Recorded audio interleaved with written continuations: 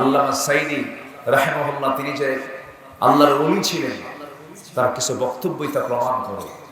বক্তব্য দিলেন কোন দিন, তার ফলাফল হলো কেমন। উনি বলেছিলেন বাংলাদেশে এমন একটি সময় আসবে যেদিন এই জালিমগুলো পালানোর জন্য একটি ইঁদুরের গর্ত খুঁজে পাবে না। এখন কলা পাতায় শুয়ে থাকে। কি পাতায় শুয়ে থাকে? কলা পাতা। সম্মানিত ভাই, এটাই বাস্তব।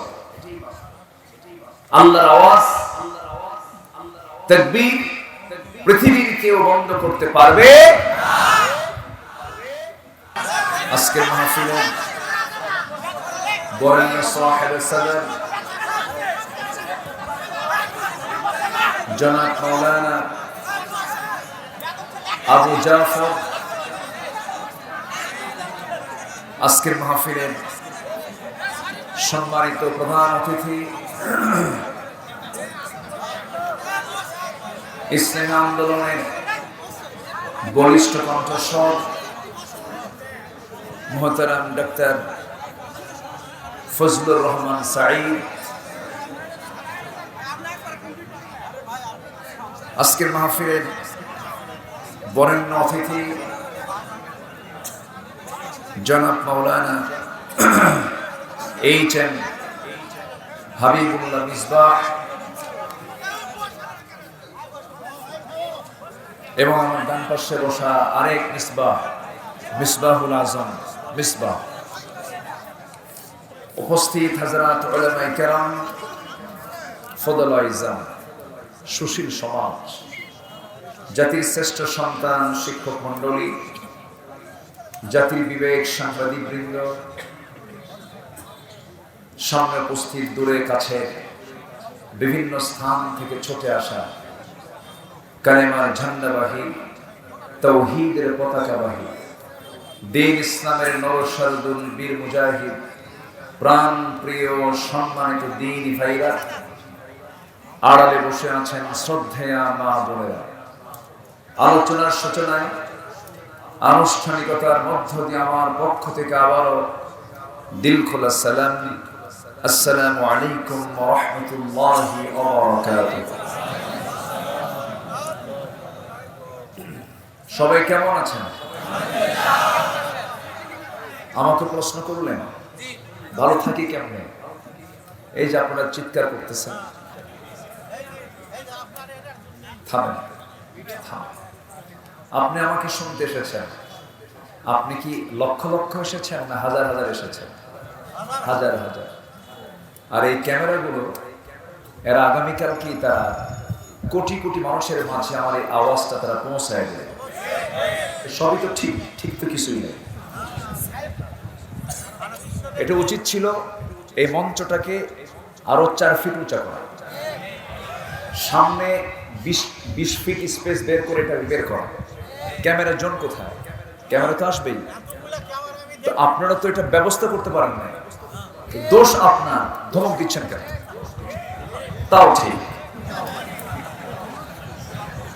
সবই ঠিক। তো বিষয়টা হলো পরিস্থিতি বুঝতে হবে। পরিস্থিতি বুঝে, এই যে ধরেন এখানে 20 জন, এখানে 10 জন, এই 20 জন আর 10 জন কিন্তু দেখতে পাচ্ছে না, আর বাকি সবাই কিন্তু দেখতে পাচ্ছে। কারো কোনো প্রবলেম হচ্ছে আপনাদের? সমস্যা কয়জনের? সমস্যা করলো কয়জন বলেন তো? এই 20 থেকে 30 জন। সবর, ধৈর্য ধরতে হয়। কাম তো আছে, শোনেন, একটু ধৈর্য ধরে। এরা তো আসছে অনেক কষ্ট করে, অনেক দূর থেকে, 50 মাইল 60 মাইল দূর থেকে অনেক কষ্ট করে তারা আসছে। তারা রেকর্ড ধারণ করছে। এই আওয়াজগুলো মানুষের কানে কানে পৌঁছায় দেবে, ঘরে ঘরে পৌঁছায় দেবে। আলহামদুলিল্লাহ বলবেন না? এখন ধমক দেন, আর ধমক দেন। যাই হোক, অনেকে বুঝি না, না বুঝে হয়তো এরকম হয়ে যায়। মহান রব্বুল আলামিনের শুকরিয়া, আমরা বসতে পেরেছি, আসতে পেরেছি জান্নাতের বাগানে। আল্লাহ তাআলা আমাকে সেই তৌফিক দান করেছেন, সেই মহান রবের শানে বলে উঠছি আলহামদুলিল্লাহ। চিৎকার মেরে বলছি আল্লাহুম্মা ইন্নী আসআলুকা আল হুদা ওয়াত তুকা ওয়াল আফাফা ওয়াল গিনা। সবাই বলি আল্লাহুম্মা আইন্নি আলা যিকরিকা ওয়া শুকরিকা ওয়া হুসনি ইবাদাতিকা। আমরা আল্লাহ তাআলা শুকর আদায় করে নিলাম। সম্মানিত ভাইয়েরা, প্রচন্ড গরম, বৃষ্টি হলেও সমস্যা, গরম হলেও সমস্যা, আবার বেশি ঠান্ডা হলেও সমস্যা। দুনিয়াতে আরাম মতো কোনো কিছু করার জায়গা নয়। জান্নাতে গেলে কোনো সমস্যা হবে না। তাহলে সমস্যা দূর হবে কোথায় গেলে বলেন তো? কোথায় গেলে বলেন? সেখানে না শীত না গরম, কোনো অসুখ বিসুখ থাকবে না, কোনো যুবক বুড়া হবে না। বুড়ো হলে কোমর চলে না, চোখে দেখে না। জান্নাতে কি বুড়া হওয়ার কোনো ফাংশন আছে? যৌবন নষ্ট হওয়ার কোনো সুযোগ আছে? তাহলে ভালো থাকার জায়গা কোথায়? আরো জোরে বলেন, জান্নাত কোথায়? বলেন জান্নাতটা কোথায়? একজন বলছে বাবার বাড়ি। আচ্ছা, আমি কোন ব্যাখ্যা যে কইল আমি জানি না। আচ্ছা, হ্যাঁ, ফাইন কথা বলেছে। তাহলে আমার আলোচনা উনি শুনেছেন মনে হয়। তাহলে জান্নাত হলো বাপের বাড়ি, বাপের ভিটা। তা আমাদের আব্বা কে বলেন তো? আমরা কার সন্তান? তার বাড়ি কোথায় ছিল? জান্নাতে ছিল। তাহলে আমাদের বাপের ভিটা কোথায়? জান্নাত। তাহলে সেই বাপের ভিটাতে আবার ফিরে যেতে চাই তো আমরা, নাকি? যেতে চাই তো? জান্নাত মনে হয় শুধু পুরুষ পাবে, মহিলা পাবে না। শুধু মহিলা পাবে, পুরুষ পাবে না, না দুজনই পাবে? দুজনই পাবে। আমি আলোচনার সূচনায় কোরআনে কারীমের সূরাতুন নিসা থেকে, অর্থাৎ মহিলার সূরা। কিসের সূরা? বসে আছে কারা? সূরা ধরছে কিসের? ক্যাসেল করেন যে শুধু এমনি মজা করে বললাম জি, এটা মহব্বতেই তো।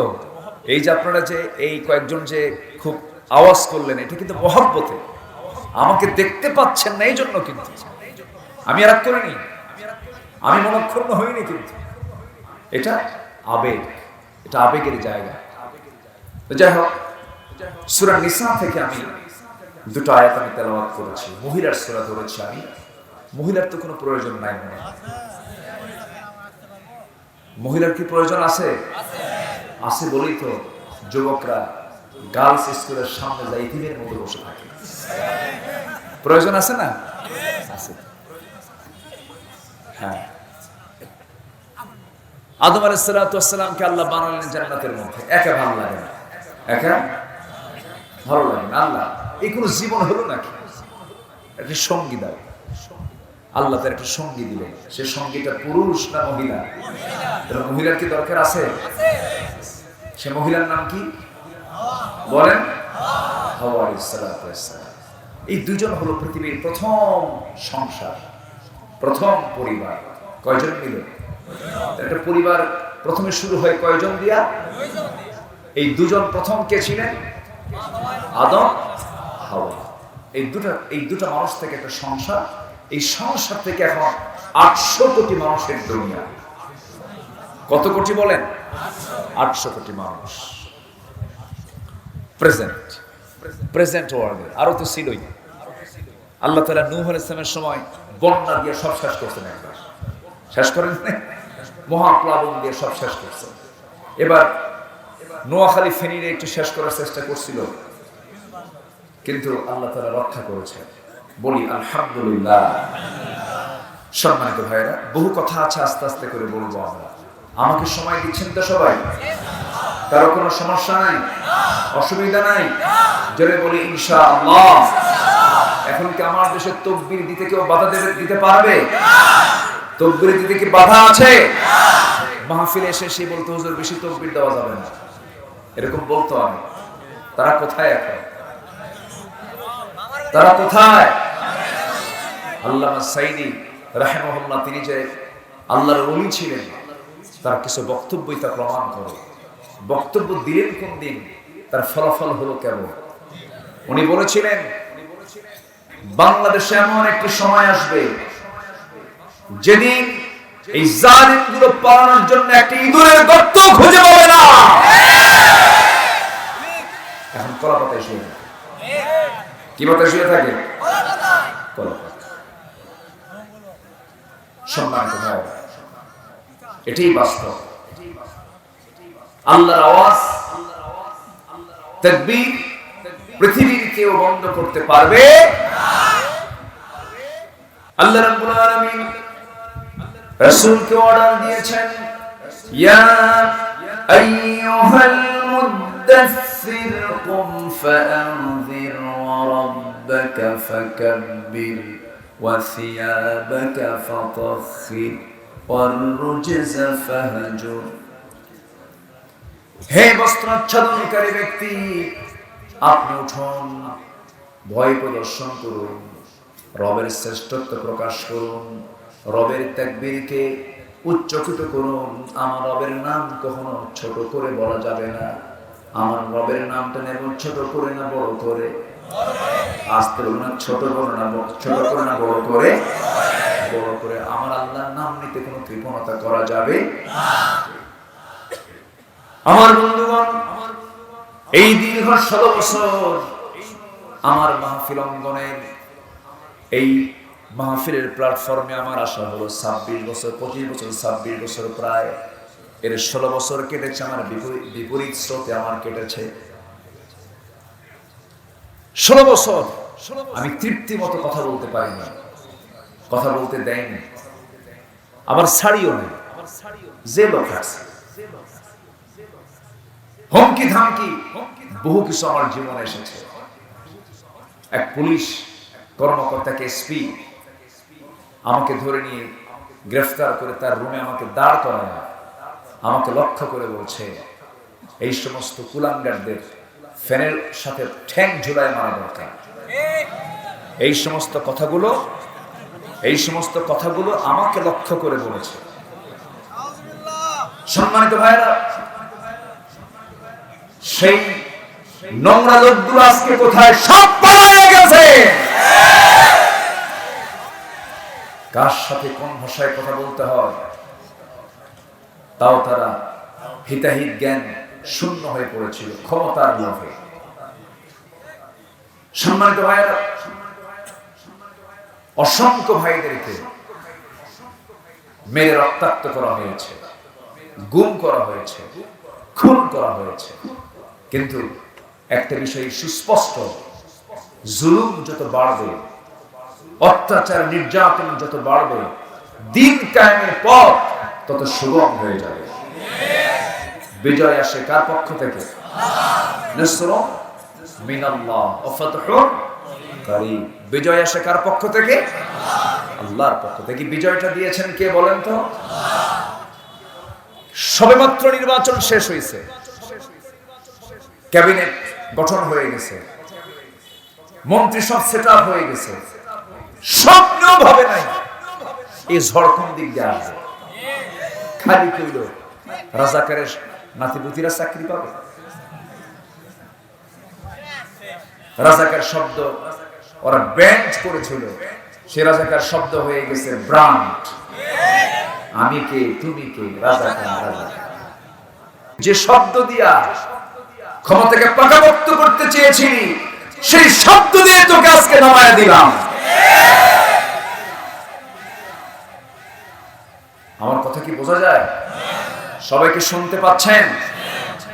আমি সূরা নিসা থেকে 124, 125, 126 কয়টা আয়াত হলো? 3টা আয়াতের তেলাওয়াত দিয়ে শুরু করেছি।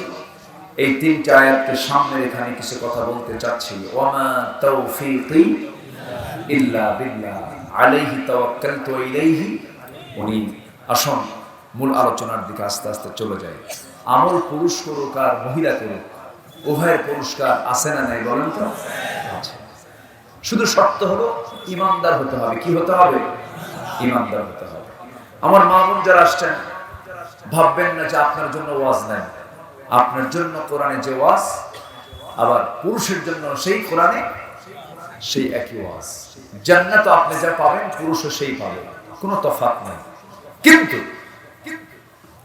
কিছু হুকুম মানার ক্ষেত্রে, যেরকম পর্দা অবলম্বন করার ক্ষেত্রে পুরুষের সতর হলো নাভি থেকে হাঁটুর নিচ পর্যন্ত, আর মেয়েদের সতর হলো মাথা থেকে পা পর্যন্ত।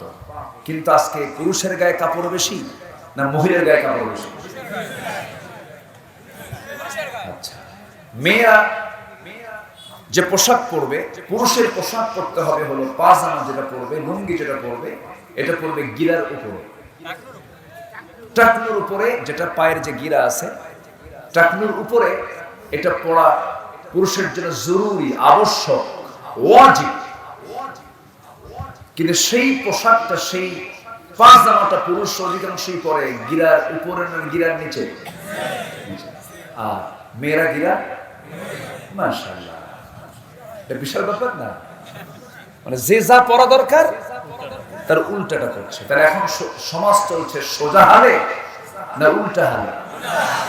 এক সলিমুদ্দিন গেঞ্জি পড়ছে, গেঞ্জি তো গেঞ্জি পড়ছে উল্টা করে, গেঞ্জি পড়ছে উল্টা করে। এখন দূর থেকে দেখে কি ব্যাপার, মাথা দেখি একদিকে, গেঞ্জি দিকে আরেকদিকে।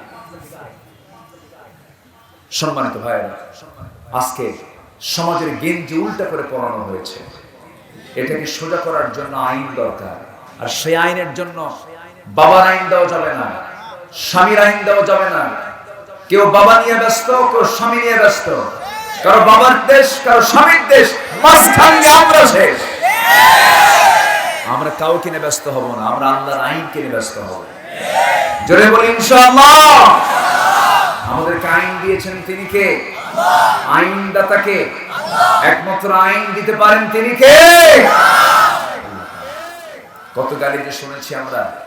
আমাদেরকে বলেছে মৌলবাদী, আমাদেরকে বলেছে কট্টরপন্থী, আমাদেরকে বলেছে রক্ষণশীল, আমাদেরকে বলেছে জঙ্গিবাদী। এরকম হাজারো তকমা দিয়ে আমাদেরকে কোণঠাসা করার চেষ্টা করা হয়েছে। যারাই এই সমস্ত ষড়যন্ত্র করেছিল, তারাই আজকে ষড়যন্ত্রের সমস্ত জাল ছিন্ন করে তারাই হয়ে গেছে এই দেশের সবচেয়ে বড় অপরাধী। ফয়সালা কার? আসতে বলবেন না, ফয়সালা কার? আল্লাহ। আমরা আমলগুলো করব, জোরে বলি ইনশাআল্লাহ। যদি পারি বোনের হক মেরে খাবো, যদি পারি বান্দার হক মেরে খাবো, যদি পারি ওজনে কম দেব, যদি পারি মিথ্যা কথা বলবো, যদি পারি মিথ্যা সাক্ষী দেব। এগুলো তো আমার দেশে নাই। আসতে বলবেন না, আছে না নাই? ইমানদার কি এগুলো করতে পারে? ইমানদারের কাজ এগুলো হতে পারে? আমার বন্ধুগণ, আসুন আমরা ধীরে ধীরে আলোচনার দিকে চলে যাই। আল্লাহ রাব্বুল আলামিন বলেন, وَمَن يَعْمَلْ مِنَ الصَّالِحَاتِ مِنْ ذَكَرٍ أَوْ أُنثَىٰ وَهُوَ مُؤْمِنٌ فَأُولَٰئِكَ يَدْخُلُونَ الْجَنَّةَ وَلَا يُظْلَمُونَ نَقِيرًا। জোরে বলুন আল্লাহু আকবার। যে সমস্ত বান্দাগুলো নেক আমল করবে, সে পুরুষ হোক আর নারী হোক, সে যদি ইমানদার হয়, সে যদি বিশ্বাসী হয়, ইমানদার যদি হয়ে থাকে, আল্লাহ নিজে বলছেন আমি আল্লাহ রাব্বুল আলামিন তাকে জান্নাতে প্রবেশ করাবো। যেরকম সুবহানাল্লাহ। শর্ত হলো মুমিন হতে হবে। কি হতে হবে? মুমিন। মুমিন কাকে বলে? মুমিনের সংজ্ঞা আল্লাহ রাব্বুল আলামিন, মুমিনের গুণগুলো আল্লাহ রাব্বুল আলামিন কোরআনে কারীমের বিভিন্ন জায়গায় বিভিন্ন প্রেক্ষাপটে উল্লেখ করেছেন। সময় মতো আমি এটা উপস্থাপন করার চেষ্টা করব। 124 নম্বর আয়াতে একটু আগে আল্লাহ রাব্বুল আলামিন আরেকটা আয়াতে বলছেন, ওয়াল্লাযীনা আমানু ওয়া আমিলুস সালিহাতি সানুদখিলুহুম জান্নাতিন তাজরি মিন তাহতিহাল الأنهار خالدين فيها أبدا وعد الله حقا ومن أصدق من الله قيلا جرب الله أكبر ইমান যারা আনবে নেক আমল যারা করবে অচিরেই আমি তাদেরকে এমন জান্নাতে প্রবেশ করাবো যে জান্নাতের নিচ দিয়ে নহর প্রবাহিত পার্মানেন্ট জান্নাত তাকে দেওয়া হবে, কখনো সেখান থেকে সে বের হবে না। এবং এটা আল্লাহ তাআলার ওয়াদা। কার ওয়াদা বলেন? আস্তে বলবেন না, কার ওয়াদা? আল্লাহর ওয়াদা। আর আল্লাহ নিজে বলছেন আমার চাইতে সত্য কথা আর কেউ পৃথিবীতে বলতে পারে না। সে আল্লাহর জান্নাত পাওয়ার জন্য আমাকে আপনাকে সবার আগে যে গাইডলাইন, যে কিতাবটা আমাকে সব সময়ের জন্য ফলো করতে হবে, সেই কিতাবের নাম কি বলেন? সেই কিতাবের নামটা কি বলেন? আল কোরআন। কোরআনটাকে যে গাইডলাইন মনে করবে তার কোনো সমস্যা নাই। কোরআনকে যে ব্যক্তি মনে করবে এটাই আমার একমাত্র পথ, মত, চিন্তা, সব কিছু, কোরআন যে খুলে, কোরআন যে মেনে জীবন সাজায় নেবে, কোরআন তাকে জান্নাতের দরজায় পৌঁছায় দেবে। জোরে বলি সুবহানাল্লাহ। কিন্তু আমার দেশে বহু তরিকার লোক আছে, কি মরণের কালে আজরাইল এসে যখন বলবে তুমি কিসের লোক, উত্তরে কি কয়? হ্যাঁ, কি যেন সুন্দর করে সাজায়, পারি না। হ্যাঁ, ন্যাংটা বাবার লোক, ন্যাংটা বাবার লোক। সম্মানিত ভাইয়েরা, সেই দিন কোন ব্যক্তি দিয়া, সেই দিন কোন নেতা দিয়া বান্দা নাজাত পাবে না। বান্দা নাজাত পাবে তার ব্যক্তিগত আমল দিয়া। কি দিয়া? আমল দিয়া। ওহুয়া মুমিন, তাকে মুমিন হতে হবে। আর মুমিন যে ব্যক্তি ঈমানের দাবি করবে তার সাথে কোরআনের সম্পর্ক থাকবে অল্প না বেশি বেশি? অল্প না বেশি বেশি? 24 ঘন্টা সে চলবে কি হাতে নিয়ে? কোরআন হাতে নিয়ে। এটা হচ্ছে জান্নাতের গাইডলাইন। কিসের গাইডলাইন? জান্নাতের গাইডলাইন। সেই কোরআনে আল্লাহ তাআলা কিছু কিছু জবাব দিয়েছেন। কোরআন তো এমন একটা কিতাবের নাম যেখানে প্রশ্ন আছে, উত্তরও আছে। প্রশ্ন আছে, উত্তরও আছে। আবার জান্নাত যাওয়ার জন্য আল্লাহ তাআলা যে আমলগুলো, সব আমলগুলো ফাঁস করে দিয়েছেন। সব প্রশ্নের জবাব আল্লাহ তাআলা রেখেছেন না উত্তর দিয়ে দিয়েছেন? দিয়ে দিয়েছেন। হাজারো প্রশ্নের মাঝে, হাজারো প্রশ্ন উত্তরের মাঝে আমার সামনে আমি 13টা প্রশ্ন এবং তার জবাব আমি একটু দিতে চাচ্ছি। আমাকে সময় দেবেন তো সবাই? আমরা মাহফিলে এসেছি শুধু শোনার জন্য না ইবাদতের জন্য? যেখানে বসে আছি আমরা, এটা কি ইবাদতের জায়গা নয়? এখন নিঃসন্দেহে এটা ইবাদতের জায়গা।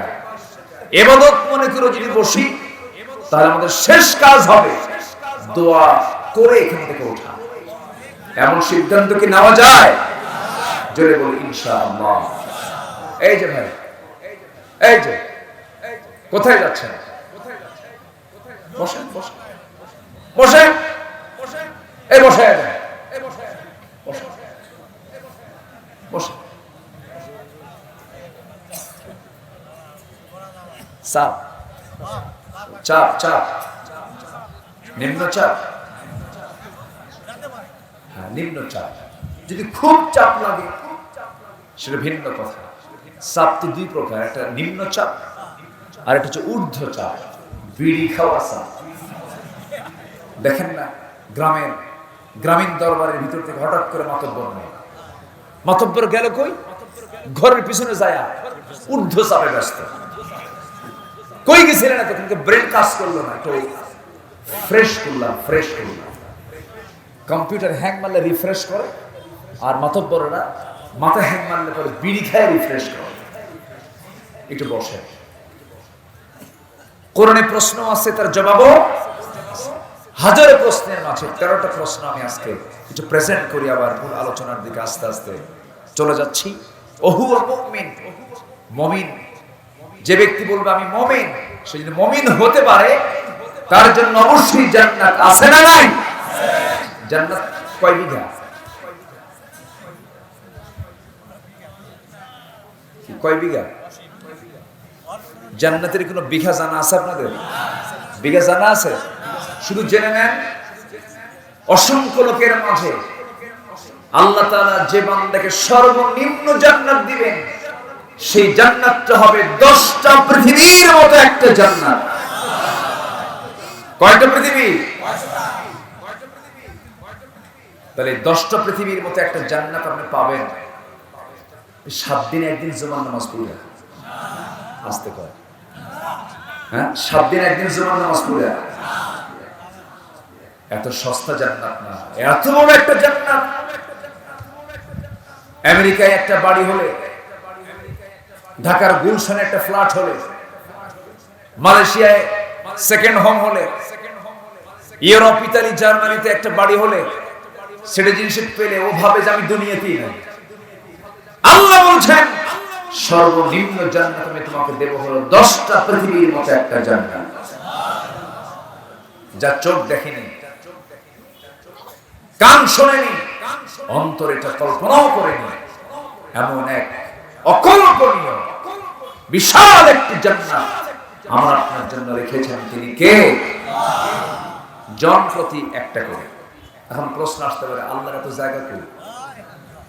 বান্দার তো প্রশ্নের সাইজ বাইজ নেই, বুঝলেন? হ্যাঁ, কি এত জায়গা আল্লাহ পাবে? এতগুলো মানুষ কোথায় যায়? আল্লাহর জায়গার অভাব আছে? আমার আপনার অভাব আছে না? নেই। আমি আপনি ফকির, আমি আপনি কি?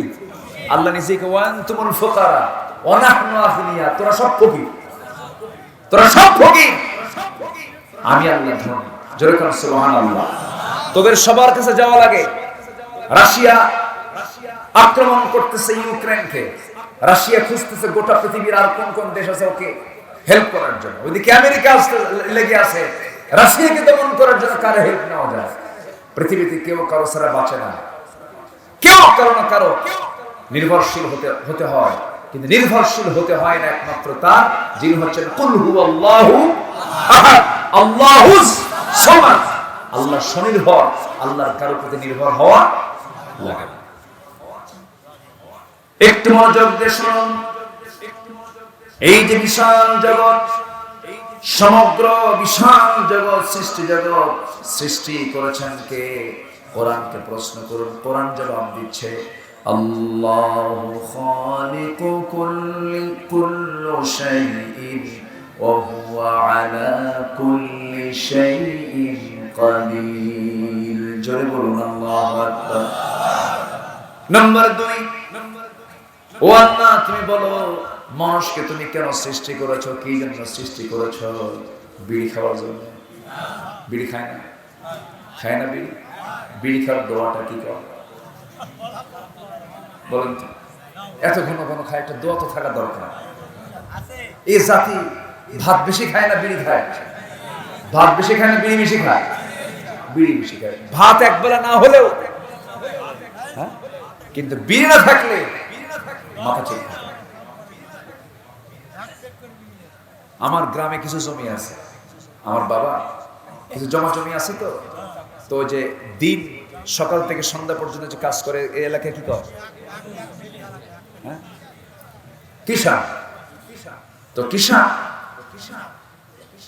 কাজ করতেছে, আমাকে আর বলার সাহস পাচ্ছে না। তো এর ওরে দিয়ে বলে, হুজুর হুজুর একটু বলেন বিড়ি কিনে দেয়।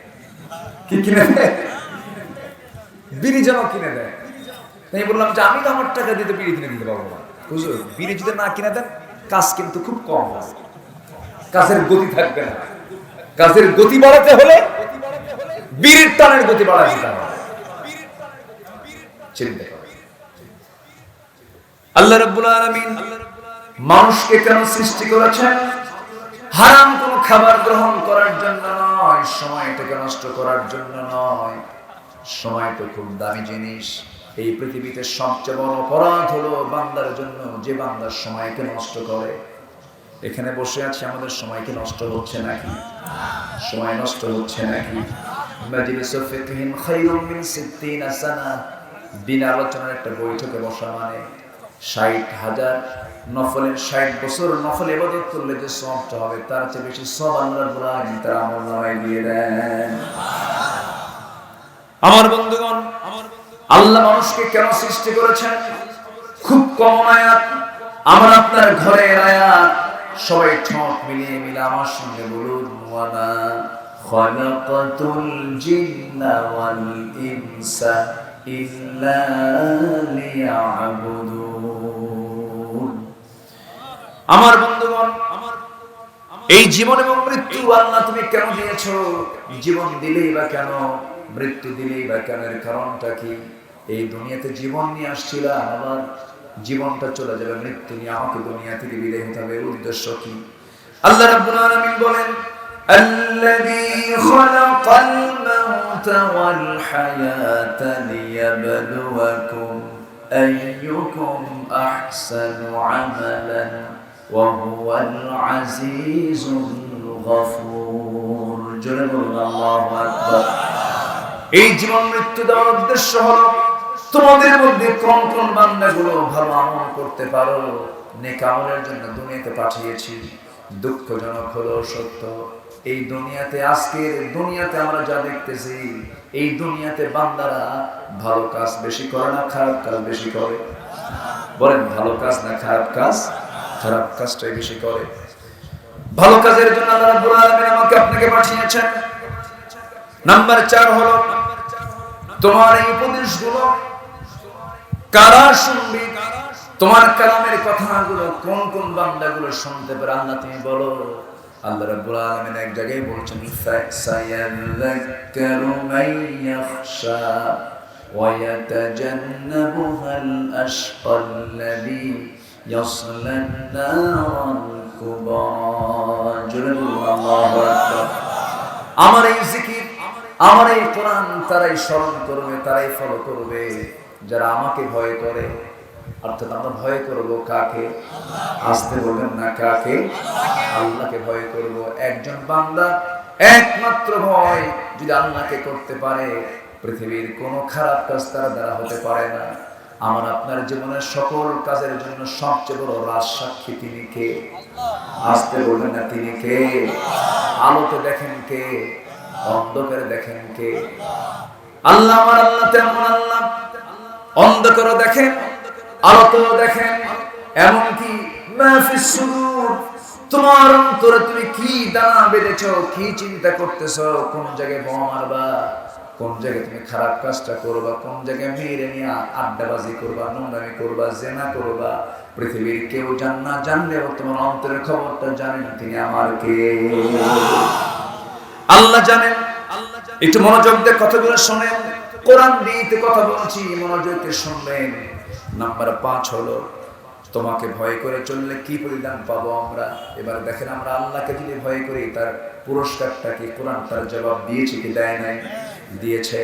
আল্লাহ রাব্বুল আলামিন বলেন, লাকিনিল্লাযীনা তাকাউ রাব্বাহুম লাহুম জান্নাতুন তাজরি মিন তাহতিহাল আনহারু খালিদিনা ফিহা নুজুলান মিন ইনদিল্লাহি ওয়া মা ইনদাল্লাহি খায়রুল লিল আবরার। আল্লাহু আকবার। আল্লাহকে যারা ভয় করবে তাদের প্রতিদান তো একটাই প্রতিদান, তাদের পুরস্কার একটাই, তাদেরকে পার্মানেন্ট জান্নাত দেওয়া হবে। অতএব আমরা ভয় যদি করতেই হয়, ভয় করবো আমরা একমাত্র কাকে? আসতে বলবেন না, কাকে? আমাকে শাস্তি দিতে পারেন তিনি কে? আমাকে জান্নাত দিতে পারেন তিনি আমার কে? সবচেয়ে বেশি শান্তি দিতে পারেন কে? সবচেয়ে বেশি গজব দিতে পারেন তিনি কে? আল্লাহ তাআলা। নাম্বার 6 হলো, এই দুনিয়াতে তুমি যদি আল্লাহকে ভয় করো, ভয়ের ফলাফলে দুনিয়াতে তোমার জন্য কি কি বিপদ আসতে পারে? এই দুনিয়াতে যে বান্দার দিলের মধ্যে আল্লাহর ভয় আছে, দুনিয়াতে তার বিপদ আছে না নাই? বলেন, আসতে বলবেন না, আছে না নাই? নবীদের বিপদ সবচেয়ে কম না বেশি? রাসূলদের বিপদ সবচেয়ে কম না বেশি? একজন নবী আগুনে পর্যন্ত তাকে নিক্ষেপ করা হয়েছিল, তিনি আমাদের কে? বলেন, তিনি আমাদের কে? আমাদের জাতির পিতা কে? আরো জোরে, আরো জোরে, আরো জোরে। ভুল যেন আর না হয়। আমার দেশে মুরালগুলো 6 আগস্টে ভেঙে চুরমার। একজন দেখি মূর্তির মাথার উপরে যা বসে আছে, ডক্টর ইউনূসকে প্রশ্ন করা হলো, সাংবাদিক জার্নালিস্টরা সব এক জায়গায় হয়ে বলছে, আপনার দেশে এগুলো কি হচ্ছে? মুরালগুলো, মূর্তিগুলো ভেঙে সব নামায় ফেলতেছে। জবাবে তিনি বলছেন, এই প্রশ্ন আমাকে করেন কেন? যে যার মূর্তি ভাঙা হচ্ছে তার বেটিকে প্রশ্ন করেন, তার মেয়েকে প্রশ্ন করেন, আমাকে প্রশ্ন করেন কেন? সম্মানিত ভাইরা, কোন স্ট্যাচু, কোন মূর্তি, কোন ছবি হ্যাঙ্গিং করা যদি ইসলামের হুকুমের মধ্যে থাকতো, পৃথিবীর সবচাইতে বড় আকর্ষণীয় মূর্তি তৈরি হতো আমার নবীর মূর্তি। আমার নবীর কি একটা ভাস্কর্য আছে? ভাস্কর্য যার নাম, মূর্তিও তার নাম। ভাস্কর্য একটু মানে জটিল করে বলে, যেন জনগণ না বোঝে। বোঝেন নাই? মানে ভাস্কর্য মানে এটা আবার কি? এটা বুঝতে বুঝতে যেন ওদের কাম যেন সিদ্ধ হয়ে যায়। বোঝেন নাই? জল যার নাম, পানিও তার নাম। জল কি আর পানি কি? সে লাউ, ও তাহলে এদিকে আছে। তাহলে কোন কবরে যদি ফুল দেওয়া যদি জায়েজ হতো, কোন কবরে পুষ্পস্তবক অর্পণ করা যদি জায়েজ হতো, গোটা পৃথিবীর সকল ফুলগুলো জমা হতো আমার নবীর কবরে গিয়ে। একটা ফুল কি সেখানে যায়? যায় সেখানে? তুমি কোন সাদামাতা? তুমি কোন সাদামাতা? জাতিকে বাধ্য করা হয়েছিল শিরকের কাজ করার জন্য। 21শে ফেব্রুয়ারি আসলেই খালি পায়ে চলে যেতে হয়। কি আমি কি বলছি? শিরকের বিরুদ্ধে কথা বলে যাব, কুফরের বিরুদ্ধে কথা বলে যাব, তাওহীদের পক্ষে কথা বলে যাব, আল্লাহর জমিনের দ্বীন কায়েমের আন্দোলনে সপক্ষে কথা বলে যাব, কাজ করে যাব, কল্যাণ দেব, আল্লাহ দেব। রাজি আছেন কারা কারা? হাত উঁচু করে দেখান মুসলমান।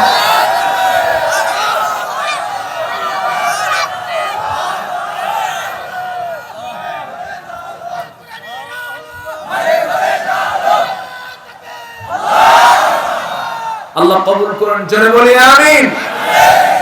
পীরের দরবারও শিরিক হয়। এখন কিছু ভণ্ড দরবার আছে না নয়? আমার দেশে এমন পীরও আছে, নির্বাচনে দাঁড়ায়, মুরিদ হলো 12,000, ভোট পায় 3,000। এমন মুরিদ ভোট দেয় না। আছে না নাই বলেন?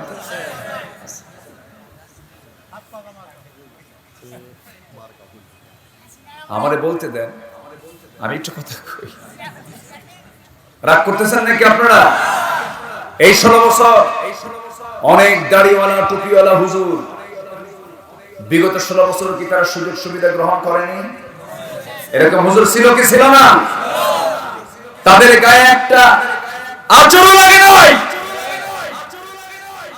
ওই 16 বছর যারা বিগত সরকারের সকল সুযোগ সুবিধা গ্রহণ করেছে, যারা সবচেয়ে বেশি সুযোগ সুবিধা পেয়েছে, তারাই হচ্ছে সবচাইতে বড় মুনাফিকের বাচ্চা। আমার এই কথার মধ্যে অনেক কিছু লুকানো আছে, বুঝে নেন। আর কিছু বলার আছে? বুঝে নেন। আকলমন্দ, ইশারা বা সচেতন ব্যক্তির জন্য খুলে দেওয়া লাগে না, একটু বললি টের পাওয়া যায়। সম্মানিত ভাইয়েরা, ইমানদার আমি, আর আমার পরীক্ষা হবে না, এটা কেমন কথা? পরীক্ষা দিতে হবে। পরীক্ষা নেবেন কে? পরীক্ষার ধরন এখানে আসছে হলো 5টা। কয়টা বলেন? একটাও কি বলেছি? ওয়াজ কি শেষ না ওয়াজ না শুরু? আর ওয়াজ আছে না নাই? আমি খুব আনন্দিত, একটা লোক নড়ছেন না, কি মনোযোগ দিয়ে কথাগুলো শুনছেন। আল্লাহ তুমি এই ভাইদের, এই বোনদের শোনাকে তুমি আল্লাহ বরকতে ধন্য করো, জোরে বলি আল্লাহুম্মা আমিন। সম্মানিত ভাইয়ের, দরবারগুলোতে সেজদা চলে, মহাস্থান গড়ে, সেখানে গাজার আড্ডাখানা আছে না নাই? বিভিন্ন দরবার আমার দেশে আছে, সবগুলো জায়গায় শিরকের আকড়া হয়ে গেছে ম্যাক্সিমাম জায়গাগুলো। মুরিদ পীরের কথা শোনে না। পীর ভোটে দাঁড়ায়, মুরিদ হলো 12,000, ভোট পায় 3,000। এইরকম মুরিদ। পীর সাহেবের ক্ষুধা লাগছে, চরম তৃষ্ণা লাগছে, পিপাসা স্বার্থ, গাছের ডাব।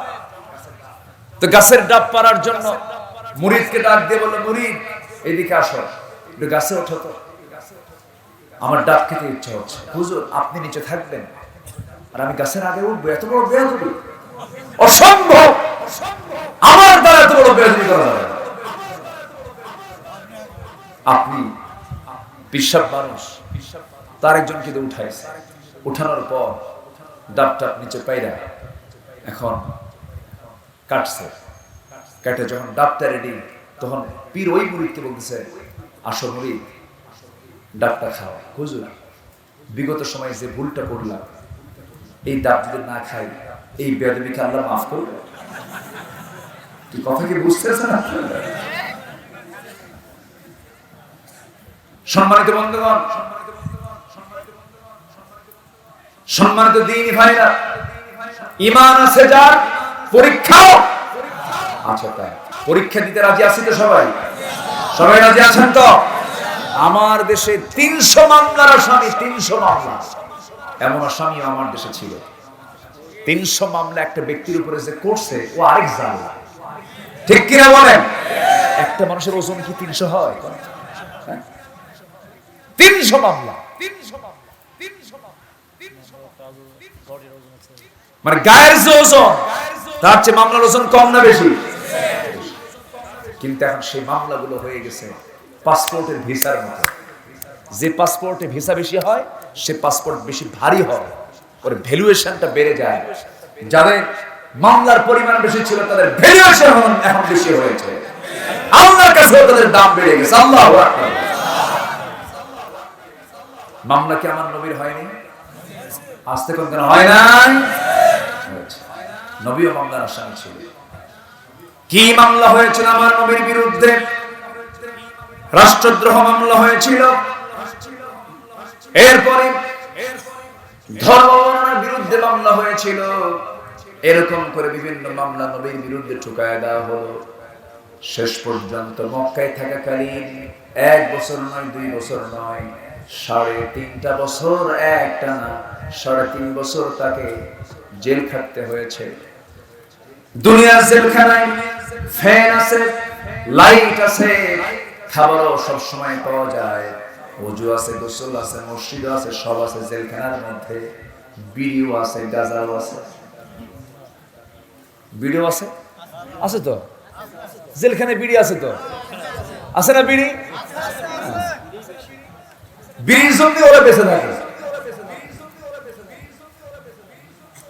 আমার নবীর জেলখানায় কোনো খাবার ছিল না, কোনো পানীয় ছিল না। 3.5 বছর সাহাবায়ে কেরাম মাঝে মাঝে খাবার না পেয়ে বাবলা গাছের কাঁটাযুক্ত ছাল, বাবলা গাছের কাঁটাযুক্ত ছাল টেনে টেনে ছিঁড়ে ফেলে যখন মুখে চাবায় চাবায় তার রস খেতে নিয়েছে, বাবলা গাছের কাঁটাটা ঠোঁটের মধ্যে ঢুকে গেছে, ফিনকি দিয়ে রক্ত পড়া শুরু হয়ে গেছে, খাওয়া বন্ধ হয়ে গেছে। বছরে 2 একবার বৃষ্টি হতো, পাথরের উপর থেকে কিছু ঘাস জন্মাতো, সেই ঘাসগুলো চাবায়া চাবায়া সাহাবীরা তাদের ক্ষুধা নিবারণ করেছেন। সাহাবীদের পায়খানাগুলো ছাগলের পায়খানার মতো কটকটে হয়ে গেছে, কোষ্ঠকাঠিন্য রোগে তারা ভুগেছেন। আমার নবীর কলিজার টুকরা মেয়ে ফাতিমা রাদিয়াল্লাহু তাআলা আনহা খুব কম বয়সে ধরা হলো। আমার মায়ের আলোচনা শুনছেন কিনা জানি না, অনেক মা বোন আজকের মাহফিল আসছেন, আপনাদের অবদান কিন্তু সবচাইতে বেশি। আপনাদের পেটের জন্ম নিয়েছে আল্লাহর নবীরা, আপনাদের পেটে জন্ম নিয়েছেন আল্লাহর পয়গম্বররা, আপনাদের পেটে জন্ম নিয়েছেন আল্লাহর বড় বড় নেক বান্দারা।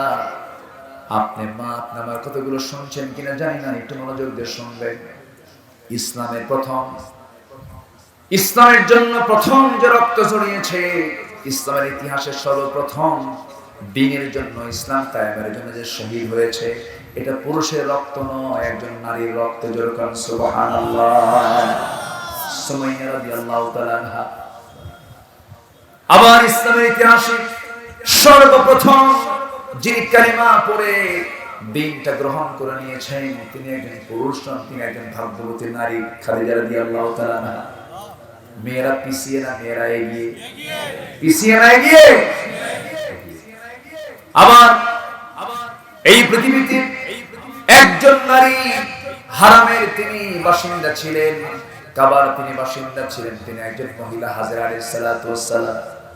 পৃথিবীর কোন পুরুষ সেই জায়গার কোন বাসিন্দা হতে পারে না, একজন নারীকে আল্লাহ তাআলা নির্বাচিত করেছেন। যেরকম সুবহানাল্লাহ। সেই সময় একে ধরা হলো, বর্ষা হাতের মধ্যে নিয়ে বুক বরাবর মেরে দিল, বুক দিয়ে ঢুকে পিঠ দিয়ে বের হয়ে গেল। সুমাইয়া দুনিয়া থেকে বিদায় নিলেন, স্বামীটাকেও মেরে ফেলে দিল। ইয়াসির রাদিয়াল্লাহু তাআলা শাহাদাত বরণ করলেন, বউটা শাহাদাত বরণ করলেন। কলিজার টুকরা আম্মার তিনি কোনো মতে বেঁচে থাকলেন, কিন্তু তিনিও পরবর্তীতে শাহাদাত বরণ করেন। পুগোটা পরিবারটাই শহীদের পরিবার। আমার নবীজি শুধু দূর থেকে ইঙ্গিত করেছেন, সাবরান আলা ইয়াসির, সাবরান আলা ইয়াসির ফাইন্না মাওয়াদাকুমুল জান্নাহ। ধৈর্য ধরো, ধৈর্য ধরো, তোমাদের জন্য আল্লাহর জান্নাতের ওয়াদা হয়ে গেছে। যেরকম সুবহানাল্লাহ। ধৈর্য আছে যার, জান্নাত আছে তার, শাহাদাত আছে যার, জান্নাতের ওয়াদা বাস্তবায়ন হবে তার জন্য। যেরকম আল্লাহু আকবার। শহীদের কোনো বিচার হবে, শহীদের কোনো বিচার হবে হবে না। কিন্তু দুনিয়াতে কিছু লোকের নামই আছে শহীদ, কিন্তু বিড়ি খায়। আসলে শহীদ কিছু নাম আছে, শহীদ মিয়া। আমার বন্ধুগণ, দিনের পক্ষে কাজ করতে হবে। সুমিয়ার শাহাদাত তার বড় প্রমাণ, ইয়াসিরের শাহাদাত বড় প্রমাণ। একজন সাহাবীর নাম না বললে বড় কৃপণতা হয়ে যায়। সবাই তার নামটা জানেন। পৃথিবীর প্রথম মুয়াজ্জিনটা কে বলেন? জোরে বলেন, পৃথিবীর প্রথম মুয়াজ্জিনটা কে বলেন? বেলাল। সাদা মানুষ না কালো মানুষ? দেখতে অসুন্দর না সুন্দর? বাহ্যিকভাবে অসুন্দর আমরা মনে করি, কিন্তু কোনো কালো অসুন্দর নয়, পুরো ধলা অসুন্দর নয়, কারণ সব সুন্দর। লাকাদ খালাকনাল ইনসানা ফি আহসানি তাকওয়িম। আপনি কাউকে কালো বললেন, কাউকে আপনি মন্দ মনে করলেন, আপনি তাকে খারাপ মনে করলেন, দেখতে ভালো লাগতেছে না। আল্লাহর সৃষ্টিকে নিয়ে আপনি এমন মন্তব্য করলে পরে আল্লাহ যদি একটু যদি মনে করেন কি সুবিধা না অসুবিধা, বলেন অসুবিধা। আল্লাহ কাউকে কালার দিয়েছেন। এই পৃথিবীতে সবচেয়ে শক্তিশালী পুরুষ হলো, শক্তিশালী মানুষ হলো যারা কালো চামড়ার মানুষ, তাদের গায়ের শক্তি সবচাইতে বেশি। আল্লাহ তাআলা কালো চামড়ার লোকগুলোকে শক্তি দিয়েছেন। আল্লাহ তাদের আরেকটা গুণ দিয়েছেন, ভাগ করে দিয়েছেন। আমার বন্ধুগণ, বেলাল রাদিয়াল্লাহু তাআলা একজন কালো কুচকুচে মানুষ ছিলেন। মাঝে মাঝে আমার নবীর কানে একটা দিন শব্দই চলে আসলো। বেলালকে সাহাবীরা মাঝে মাঝে বলতেন, কালো পাহাড় আসে, কালো পাহাড় আসে। কি পাহাড়? কালো পাহাড় আসে। রাসূল বলছেন, ও আমার সাহাবীরা, আমার কোন সাহাবীকে তোমরা কালো পাহাড় বলে ডাকো? তোমরা কি জানো আমার বেলাল দিনের জন্য কত ত্যাগ স্বীকার করেছে? আমার কালো বেলালকে তোমরা কালো পাহাড় বলে ডেকো না, কারণ যে বেলালকে কষ্ট দেবে আমি রাসূল, আমাকে সে কষ্ট দেবে, আর আমাকে যে কষ্ট দেবে সে আল্লাহকে পর্যন্ত কষ্ট দেবে। আমার নবীজি হলেন ইমাম। মুয়াজ্জিনটাকে বলেন, মুয়াজ্জিনকে ইমাম, মুয়াজ্জিন কাছাকাছি পদ। নবী নামাজ পড়াইছেন, বেলাল আযান দিয়েছেন, নবীর পাশে বেলাল, বেলালের পাশে নবী, দুজন এত কাছাকাছি মানুষ, অথচ বাহ্যিক সুরতের দিক থেকে এমন লোকের পাশে বেলাল দাঁড়ানো যে নবীর চেহারার দিকে তাকালে পরে একটা শত্রু পর্যন্ত চেহারা ঘুরাতে পারত না। আমার নবীর সিরাত এবং সূরাত দুটাই সুন্দর ছিল। এত সুন্দর চেহারা রব্বুল আলামিন তাকে দান করেছিলেন যে আম্মা জান আয়েশা এক লাইনে জবাব দিয়েছেন, আল্লাহর পয়গম্বর ইউসুফ আলাইহিস সালামকে দেখে যে যুগের নারীরা তারা তাদের লেবু কাটতে নিয়ে বটি দিয়ে হাত পর্যন্ত কেটে ফেলেছিল, ওই সমস্ত নারীরা যদি আমার রাসূলকে একটাবার দেখতো, শুধু হাত কাটতো না, কলিজা টেনে টেনে ছিঁড়তো, টের পেত না। আমার নবীজি এত সুন্দর ছিলেন। কোন এক চাঁদনি রাতে আমার নবীজি বসে আছেন, আমার নবীজির বন্ধু আবু বকর সিদ্দিক রাদিয়াল্লাহু তাআলা আনহু তার চেহারার দিকে বারবার তাকাচ্ছেন, আকাশের চাঁদের দিকে বারবার তাকাচ্ছেন। রাসূল বলেছেন, বন্ধু আবু বকর, চাঁদ দেখো একবার, আমাকে দেখো একবার। কি দেখো? এবার তিনি বলছেন, ইয়া রাসূলুল্লাহ, আল্লাহর কসম করে বলি, চাঁদের দিকে বারবার তাকায় দেখি চাঁদের মধ্যে কালিমা আছে, কিন্তু আপনার চেহারার মধ্যে বিন্দু পরিমাণ কোনো কালিমা নাই। আমার নবীজি রাস্তায় হাঁটতেন, জমিনে হাঁটতেন, আকাশে এক খণ্ড মেঘ সূর্যের নিচে আল্লাহ তাআলা রেখে দিতেন তার গায়ে ছায়া দেওয়ার জন্য। জোরে কোন সুবহানাল্লাহ। আমার নবীজি রাস্তা দিয়ে হাঁটতেন, এত সুগন্ধি তার শরীর থেকে প্রকাশ পেয়ে যেত, টের পাওয়া যেত এই রাস্তা দিয়ে রাসূল চলে গেছেন। আমিনা আমার নবীজির মা আমিনা যখন তার পেটে রাসূলকে ধারণ করেন, মা আমিনা সিরাত গ্রন্থে এসেছে, বালতি নিয়ে কূপ থেকে পানি তুলতে গেছেন, কূপের পানি সাধারণত নিচে থাকে, দড়ি দিয়ে তুলতে হয়, বালতি দিয়ে তুলতে হয়। কিন্তু মা আমিনা তিনি যখন সন্তানকে যখন পেটে ধারণ করেছেন, রাসূলকে যখন পেটে নিয়েছেন, যে যখন পানি আনতে যেতেন তখন লক্ষ্য করে দেখতেন পানি তোলার জন্য দড়ি লাগতো না, উপচে পড়ে পড়ে কূপ যে পানি গড়ে গড়ে নিচের দিকে পড়তো। আমার নবীজির কত বরকত ছিল। মা আমিনার পেটে যখন আমার রাসূল জন্ম নিলেন, পেটে আসলেন, আমিনা যে দিক দিয়ে যায় সেই দিক দিয়ে সুগন্ধে ভরপুর হয়ে যায়। মা আমিনার শাশুড়ি আমার নবীজির দাদি সঙ্গে সঙ্গে বলে ফেললেন, ও আমার ছেলে বউ, মেয়েদের যখন রাস্তায় বের হতে হয় তখন সুগন্ধি লাগাতে হয় না, তোমার গায়ে এত সুগন্ধি তুমি লাগায় কেন, বাইরে যাও। মা আমিনা বলেন, আমার শাশুড়ি আম্মা, আমি তো সুগন্ধি লাগাই না, কিন্তু কেন জানো, আমার পেটে এই শিশুর যখন আবির্ভাব হয়েছে সেই দিন থেকে আমার শরীর থেকে সুঘ্রাণ ছড়তে থাকে। সুবহানাল্লাহ। আমার নবীজি কত দামি মানুষ ছিলেন। আমার নবীজির যখন জন্ম হয়ে গেল, 3টা দিন পার হয়ে গেছে, তৃতীয়তম রাত্রিতে রাসূলকে দেখার জন্য নবীজির একজন চাচা ছিল, যে চাচা ইসলাম কবুল করে নাই, কিন্তু সারা জীবন নবীর পক্ষে কথা বলেছেন, এমনকি জেল পর্যন্ত খাটছেন। সেই চাচার নামটা কি বলেন তো? সব তো ওয়াজ পারে।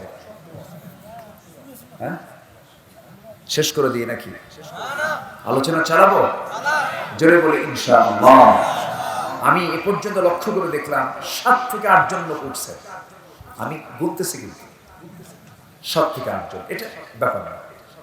একটু সময় আমাকে দেন, কিছু পয়েন্ট ভিত্তিক কিছু কথা এখনো রয়ে আছে, আমরা শুনবো। জোরে বলি ইনশাআল্লাহ। তাহলে কোন কোন চাচা ইসলাম কবুল করেননি? আবু তালেব। নবীর পক্ষে না বিপক্ষে?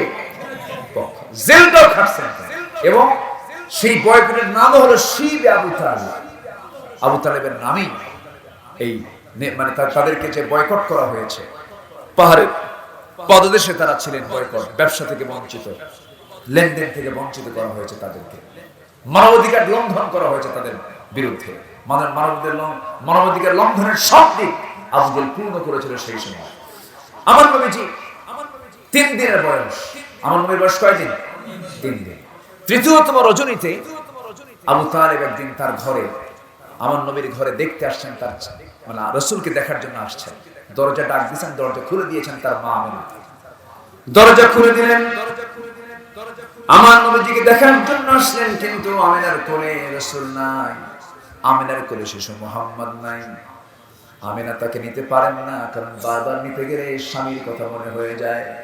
সন্তান যখন দুনিয়াতে আসে, একটা স্ত্রীর জন্য সবচেয়ে বড় আনন্দ হলো সন্তানটা স্বামীর কোলে উপহার দেওয়া, কিন্তু উপহার নেওয়ার মতো লোক নাই। আমিনার বড় কষ্ট হচ্ছে, সন্তান দেখা মাত্রই হাওমাও করে কাঁদতেছেন, আর স্বামীর কথা মনে পড়ে যায়। এই চিন্তা থেকে বারবার কাঁদায় তুলতেছে, এই জন্য কোলেই নিতে পারছেন না, নবীজিকে সময় দিতে পারছেন না। শিশু মুহাম্মদ সাল্লাল্লাহু আলাইহি সাল্লাম তিনি আকাশের নিচে, চাঁদনি আকাশের নিচে একাকী শুয়ে পড়ে আছেন, তার পাশে মা নাই। সেই সময় আবু তালেব চলে আসলেন, এসে দেখলেন তিনি একা শুয়ে আছেন, কিন্তু লক্ষ্য করে তিনি দেখলেন, আবু তালেব লক্ষ্য করে যা দেখলেন, নবীজির নবুয়তের পর একদিন স্মৃতিচারণ করতে নিয়ে বলে ফেলতেছে, মুহাম্মদ, তোমার বয়স যে সময় 3 দিন ছিল, সেই সময় রাত্রিবেলা তোমাকে দেখতে গেছিলাম, কিছু জিনিস দেখেছি, এটা কি সত্য না মিথ্যা? রাসূল বললেন, চাচা আপনি বলেন কি দেখেছেন আপনি আমাকে? এবার তিনি বলতেছেন, তুমি যখন শুয়েছিলে তোমার মা তোমার পাশে নাই, তুমি একাকী শুয়ে আছো, তোমার মা শুধু কান্নাকাটি করে। সেই সময় লক্ষ্য করে দেখলাম তোমার 2টা হাত তুমি আকাশের দিকে উঁচু করে ধরে আছো, তোমার ডান হাতটা বামের দিকে নিলে পরে চাঁদটা বামের দিকে যায়। তোমার হাতটা যখন ডান দিকে নাও, চারটা ডান দিকে যায়। তুমি যখন তোমার দুইটা হাত যখন নিচের দিকে নেমে নিয়ে আসো, চারটা নিচের দিকে চলে আসে। আমি আবু তালেব ভুল দেখছেন, ঠিক দেখছি। সঙ্গে সঙ্গে রাসূল বলছেন, চাচা আপনি যা দেখেছেন 16 আনা ঠিক দেখেছেন, কারণ আমার জন্মের পূর্বে আমার বাপ দুনিয়া থেকে বিদায় নিয়েছেন। আমার বাবার চেহারা আমার কিসমতে জোটে নাই। আমার বাবার ইন্তেকালে আমার মা দারুণ কষ্ট পেয়েছেন। আমার মা আমাকে করে নিতে তিনি হাওয়া মা করে কাঁদতেন, আমাকে সময় দিতেন কম। যে কয়দিন মার কাছে ছিলাম সেই কয়দিন আমি চাঁদ আকাশের নিচে শুয়ে থাকতাম। আমার আল্লাহ তাআলা আমার নিঃসঙ্গ দূর করার জন্য আমাকে কেউ সময় দিচ্ছে না বলে আকাশের চাঁদ আমার জন্য আল্লাহ আমার জন্য খেলনা বানিয়ে দিয়েছিলেন। জোরে বলি সুবহানাল্লাহ। সেই নবীর জন্ম কোন মাসে? এই মাসের নাম কি? মানে এই মাসের নাম কি? একটু কথা বলার দরকার আছে না? সেই জন্য একটু হালকা বলে ফেললাম। সম্মানিত ভাইরা, যে রাসূলের জন্য আকাশের চাঁদ নড়াচড়া করে, যে নবীর হাতে এসে আকাশের চাঁদ খণ্ডন হয়, কত দাম তার, কত সম্মান তার। যে রাসূলকে আল্লাহ তাআলা নিজে মুহাম্মদ সম্বোধন করে ডাকেন না, আর সেই রাসূলকে নিয়ে আজ আমার দেশে বিগত 54 বছর এই নাস্তিকরা রাসূলকে নিয়ে বাজে কথা বলেছে। এদের বিরুদ্ধে তালিকা তৈরি করা দরকার। একটা একটা ধরে চূড়ান্ত শাস্তি নিশ্চিত করা হলো সময়ের দাবি। রবিউল আউয়াল মাসে জয়পুরহাটে এই ময়দান থেকে সুস্পষ্ট ভাষায় জানিয়ে দিতে চাই, এই পর্যন্ত যতজন সাতিবে রাসূলকে নিয়ে যারা বাজে কথা বলেছে ওদেরকে প্রকাশ্যে ধরে রাজপথে প্রকাশ্যে দিওকে ওদেরকে দুনিয়া থেকে বিদায় করে ওদের রক্ত মাংস হাড় হাড্ডি কুত্তা বিলাই দিয়ে খাওয়ানো দরকার। রাজি আছেন কারা কারা? হাত উঁচু করে দেখা।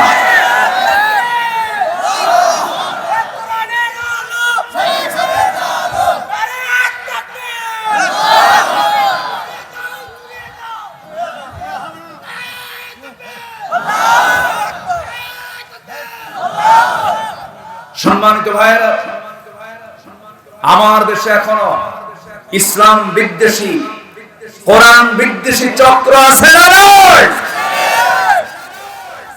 সম্মানিত ভাইয়েরা, এদেশে সাংবাদিকদের ভিতরে সবচাইতে বেশি মজলুম, দীর্ঘদিন ধরে কারাবরণ করেছেন মজলুম একজন সাংবাদিক। তার নামটা নেওয়া দরকার, নাম না লিখলে তার পরিচয় হয়ে যাবে। সাংবাদিক মাহমুদুর রহমান, আমার দেশ পত্রিকার তিনি একজন সাহসী সাংবাদিক। তাকে এই সময় গ্রেফতার করে জেলখানায় ঢোকানো হয়েছে।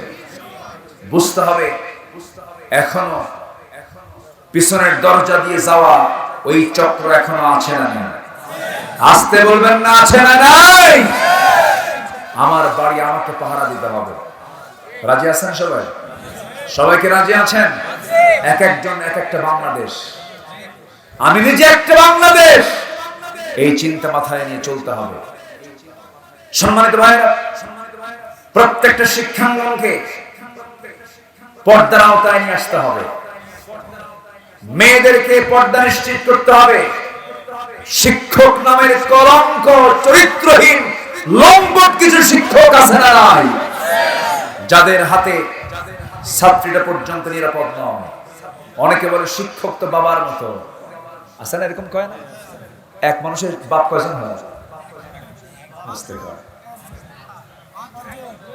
একজন মানুষের বাপ কয়টা হয়? একজন। শিক্ষক কি বাপের মতো হয়? আচ্ছা, শিক্ষক ছাত্রীকে বিয়ে করেছে, এমন রেকর্ড তো জয়পুরহাটে নাই। বাপ আবার বিয়ে করে কেন? আকরাম ভাই করছে কোথায় দেখছেন? কি সাহস, মুখ ঠোঁট কাটা মানুষ দেখছেন, সামনে বলে ফেলবে।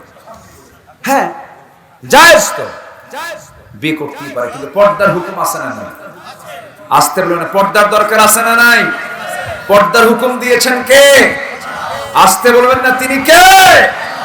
আল্লাহ তাআলা পর্দার হুকুম দিয়েছেন, পর্দা অবলম্বন করতে হবে।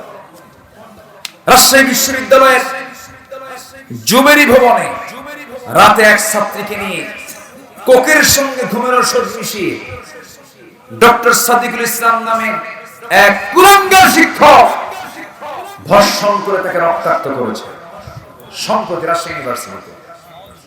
সে শুধু একজন নয়, এরকম সে একাধিক ছাত্রীর জীবন নষ্ট করেছে। এগুলোর মূল কারণ হলো অবাধ বিচরণ, অবাধ মেলামেশা, পর্দার পরিবেশ না থাকা। এই সমস্ত কুলাঙ্গার শিক্ষক হলো কি এদের বিরুদ্ধে অ্যাকশন নেওয়ার দরকার আছে না নাই? আল্লাহ জেনাকের অ্যাকশন নিয়েছেন নরম ভাবে না শক্ত ভাবে? বিবাহিত হলে তাকে হত্যা করে শেষ করে দাও। কার হুকুম এটা? আসতে বলবেন না, কার হুকুম? আল্লাহ। অনেক কথা, কিন্তু 12টা বাজে, কি করব? হ্যাঁ, এই মুরব্বি, ও মুরব্বি বললে তো সমস্যা। কি বলবো এখন বলেন? মোশতাক ভাই যে কি পেঁচ লাগায় দিছে বুঝলেন, মুরব্বি নাম নিলেও সমস্যা।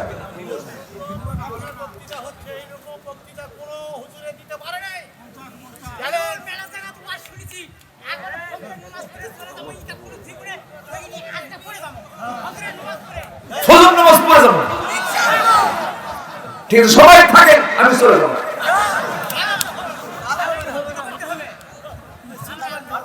খুব সুন্দর বলি আলহামদুলিল্লাহ, আলহামদুলিল্লাহ। আল্লাহ কবুল করুন, জোরে বলি আমিন। কোরআনকে প্রশ্ন করলে কোরআন জবাব দিতে পারে কি পারে না? কি সব প্রশ্ন পারে? সব প্রশ্ন পারে তো? আমার প্রশ্ন ফুরাবে কিন্তু কোরআনের জবাব ফুরাবে? এখন কোরআনকে প্রশ্ন করুন, কোরআন আল্লাহকে ভয় করলে ইমানদারের কোনো কি বিপদ আছে? বিপদ আছে না? আছে তো, বিপদ আছে। বিপদ আসা মানে বুঝতে হবে তার ঈমানটা পাকাপোক্ত হয়েছে।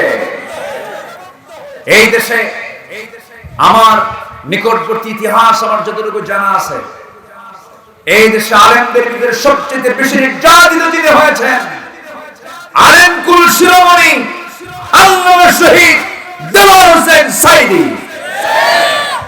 তার প্রতি যে নির্যাতনটা করা হয়েছে, রিমান্ড রেকর্ড করা, জেলখানা নয় সেলে রাখা হয়েছে, তাকে মানসিক যন্ত্রণা দেওয়া হয়েছে, শেষ পর্যন্ত তাকে পরিকল্পিতভাবে হত্যা পর্যন্ত করা হয়েছে। তাকে জেলখানা থেকে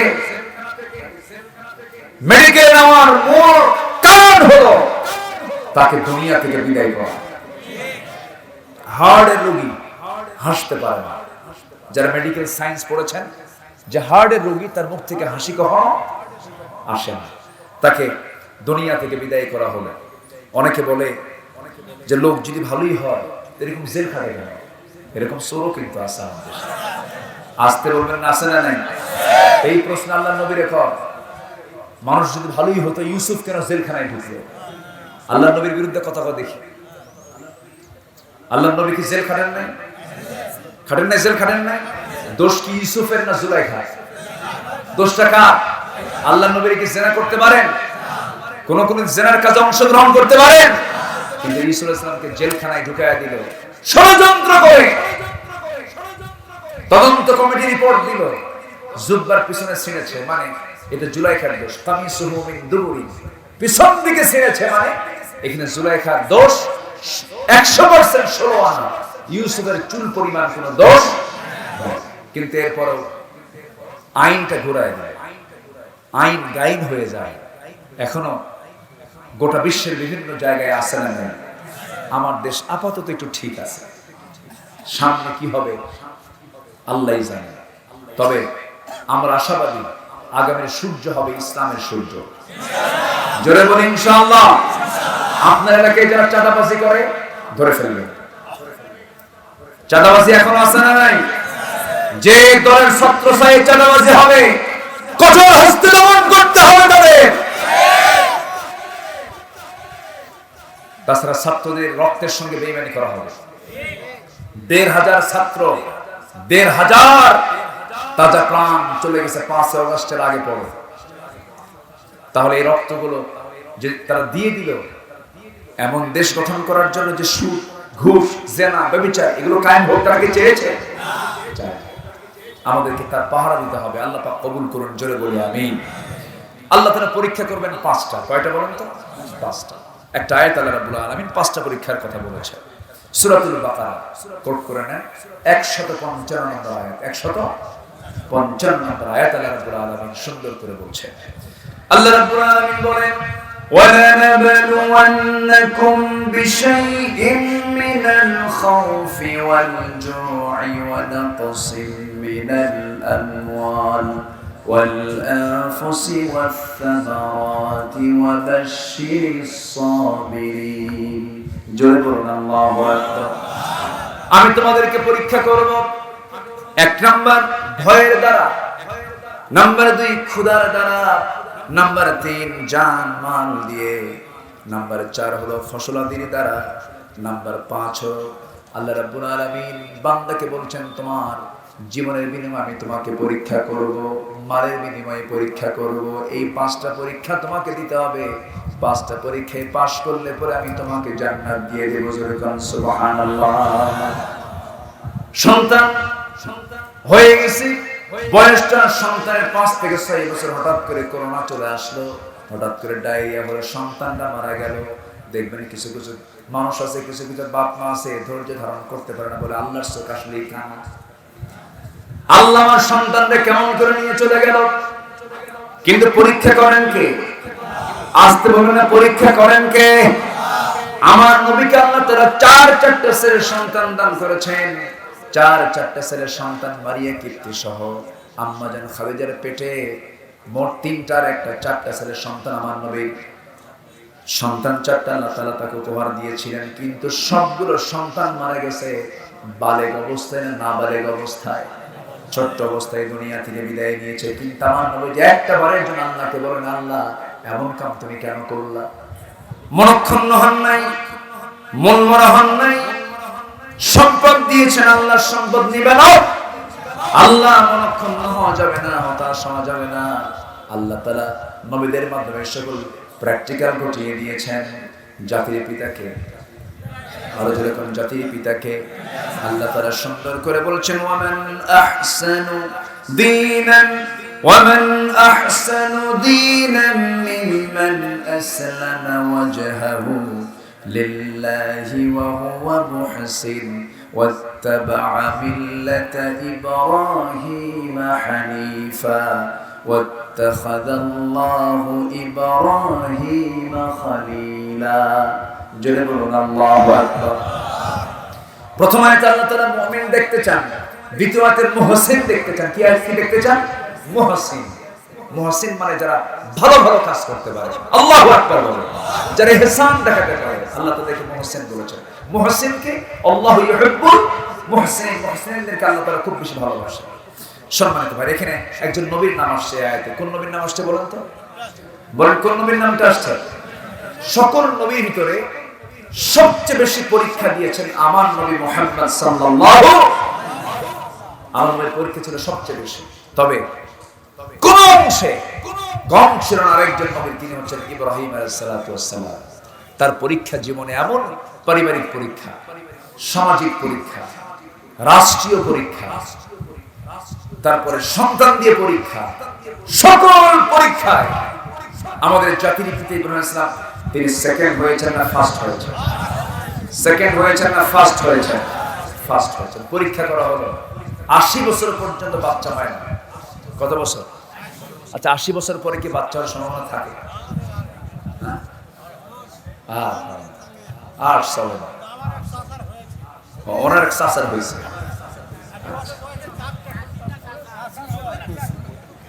আরেকজন কয় চাচার হয়েছে না চাচির হয়েছে? শুধু ওয়াজ আজকে আমি করতেছি না, শ্রোতা সহ ওয়াজ করতেছি।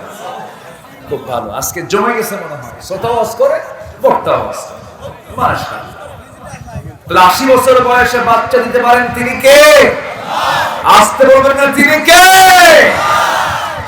আবার বাপ ছাড়া সন্তান আছে না? কে সে সন্তানের নাম কি? এখনো মারা যাননি তিনি, আবার আসবেন। কে? কে? ঈসা রূহুল্লাহ। এই নবীকে আবার ইহুদি খ্রিস্টানরা বলে কি জানেন? আল্লাহর বেটা। জোরে বলেন নাউজুবিল্লাহ। ঈমান আছে না গেছে? ঈমান আছে না গেছে? আর আরেকজন নবী উযাইর আলাইহিস সালাতু ওয়াস সালাম, উযাইর, এই নবীকে আবার ইহুদির বাচ্চারা বলে এটা আল্লাহর বেটা। যেরকম নাউজুবিল্লাহ। তাহলে ইহুদিরা এক নবীকে নিয়ে আসে আল্লাহর বেটা বানায়া, খ্রিস্টানরা আরেক নবীকে বানায় আসে আল্লাহর বেটা নিয়ে। এই ইহুদি খ্রিস্টানদের কোনো ঈমান আসতে বলে ঈমান, তাহলে ওরা ঈমানদার না কাফের? ওরা ঈমানদার না মুশরিক? আল্লাহ বলছেন ও মুমিন, মুমিন হও, মুমিন হলে জান্নাত পাবে। মুমিন হলে কি পাবে? জান্নাত পাবে। আমরা কেমন বিশ্বাস করি আল্লাহর সন্তানাদি আছে? তো সে সন্তান 80 বছর পরে আল্লাহ তাআলা একটা সন্তান দিয়েছেন ইব্রাহিম ইসলামকে। সেই সন্তানটার নাম কি বলেন তো? বলেন কি নাম? আল্লাহ তুমি সবাইকে সেই ইসমাইলের জন্মের জায়গা করার তৌফিক দিয়ে দাও। আমি যতবার যাই মক্কা মুকাররমায়, মদিনা মুনাওয়ারায় ঢুকলে মনে হয় কি জানেন, আমার খুব পছন্দের, খুব আপনজনের বাড়িতে আসছে, খুব ভালো লাগে। বরঞ্চ আমার কাছে দিল থেকে বলছি, আমার বাড়ির চেয়ে, আমার ঘরের চাইতেও বেশি প্রিয় মনে হয় আমার আল্লাহ তাআলার এই ঘরগুলো। সুবহানাল্লাহ। সব জিনিস দেখতে দেখতে পুরাতন লাগে, কিন্তু আল্লাহর ঘর কাবার দিকে তাকালে মনে হয় শুধু নতুন দেখছি, নতুন দেখছি, নতুন দেখছি। আল্লাহু আকবার বলেন। যতবার তাকাবেন ততবার রহমত, যতবার তাকাবেন ততবার রহমত। আল্লাহু আকবার। পৃথিবীর প্রথম ঘর কার ঘর? আসতে বলেন না কার ঘর? সন্তান হয় না 80 বছরে আল্লাহ তাআলা হাজেরার গর্ভে একটা সন্তান দিলেন। কার গর্ভে বলেন তো? এটা কি প্রথম বউ না দ্বিতীয় বউ? বলেন বলেন বলেন।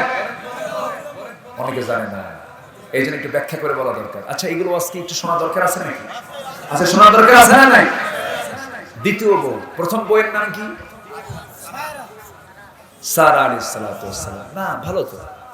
জয়পুরহাটে ইলম কালাম আছে, কেন থাকবে না? জয়পুরহাট সদরের একটা ইউনিয়নে আছে 3, গোটা জেলায় থাকে না, আর এখানে এক ইউনিয়নে 3 কালাম আছে।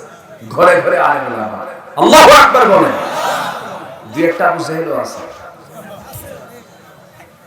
দুই একটা আবু জাহেল আছে না নাই? ওরা সব গর্তের মধ্যে পালায় আছে। ধরতে হবে। যেগুলো বেশি জুলুম করেছে, অত্যাচার করেছে, সাথ দেওয়া যাবে না। শত্রুকে দুর্বল মনে করা যাবে না। মাহফিল এসে ডিস্টার্ব করেছে, মাহফিলের মঞ্চে এসে বলে হুজুর চোখ এরকম বড় বানা। জানেন আমি অমুক জেলার কমিটির সদস্য। ধমক মাইয়া বলে হুজুর ওয়াজ দিবেন, এমন ওয়াজ দিবেন, আকাশ নিয়ে করবেন ওয়াজ আর কবর নিয়ে করবেন ওয়াজ। দুনিয়া আমরা দেখব, দুনিয়া দেখবে ওরা, আর আমাদের দিছে কোথায়? আর কোথায়? কবর। অনেক করেছে তারা, এমন সংসার থুয়ে গেছে 18 লক্ষ কোটি টাকা সংসারের ঋণ, আর সেই ঋণের সংসার থেকে আবার 11 লক্ষ কোটি টাকা ওরাই চুরি করে নিয়ে গেছে।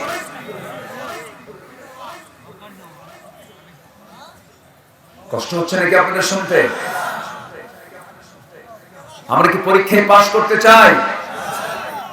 সন্তান হয়েছে, পেটে আসছে, স্বামী বলছেন বউকে হাজেরা তোমার এই জায়গায় রেখে গেলাম, থাকো। এবার তিনি বলছেন আমার স্বামী আপনি যে রেখে গেলেন, আল্লাহ কি ইঙ্গিত আছে? তো অবশ্যই আল্লাহর ইঙ্গিত আছে। তিনি আলহামদুলিল্লাহ বলে বললেন আপনি নিঃসন্দেহে চোখ বন্ধ করে চলে যান, আমার আল্লাহ আমাকে হেফাজত করবে। এটাই হলো নির্ভরশীলতা। কার উপরে? কার উপরে? আর আমার আপনার বউ তুই থুয়ে যাবি এখানে, আমি আরেকটা খুঁজে নেব। কি কথা বলছেন? আমি আরেকটা খুঁজে নেব। থাকলেন, সন্তান আসলো, পানি নাই, ছটফট করলেন, জমজম কূপ তৈরি হয়ে গেল। যেরকম সুবহানাল্লাহ। বিপদে সাহায্য করেন কে?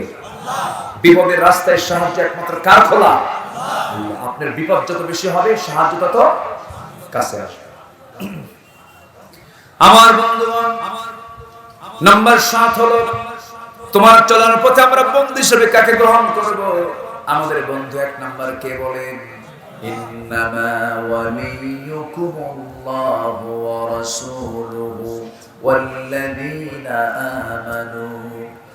নাম্বার 8 হলো চলার পথে যদি কোনো ভুল হয়ে যায় তখন আমরা কি করব? আল্লাহ বলছেন বান্দা আমার কাছে মাফ চাবি। قل يا عبادي الذين أسرفوا على أنفسهم لا تقنطوا من رحمة الله إن الله يغفر الذنوب جميعا। জোরে বলুন আল্লাহু আকবার। গুনাহ হবে আমার, মাফ করবেন কে? মাফ করবেন কে? আল্লাহ। হতে হবে মুমিন, হতে হবে কি?